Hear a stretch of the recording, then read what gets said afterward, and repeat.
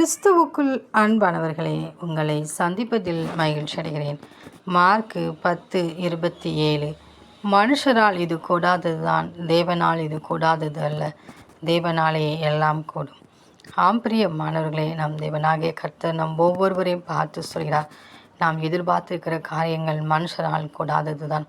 ஒருவேளை இந்த மனிதன் எனக்கு இந்த காரியத்தை செய்வார், இவராலே இந்த காரியம் வாய்க்கும் என்று சொல்லி மனிதர்களை நம்பி அவருடைய வார்த்தையை நம்பி ஏமாந்து நிற்கிறீர்களா? இல்லை கால தாமதம் ஆகிறது என்று சொல்லி சோர்ந்து போயிருக்கிறீர்களா?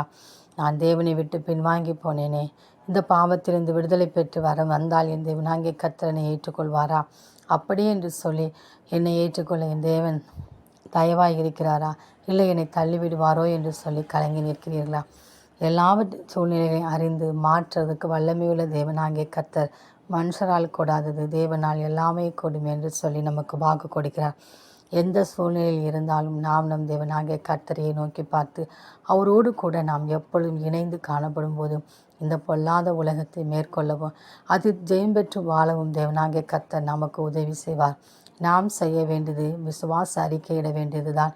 என் தேவனாலே எல்லாம் கூடும், அவராலே எல்லாவற்றையும் சரிப்படுத்த முடியும் என்று சொல்லி நாம் விசுவாசிக்கும் போது தேவனாகிய கர்த்தர் நமக்கு உதவி செய்வார்.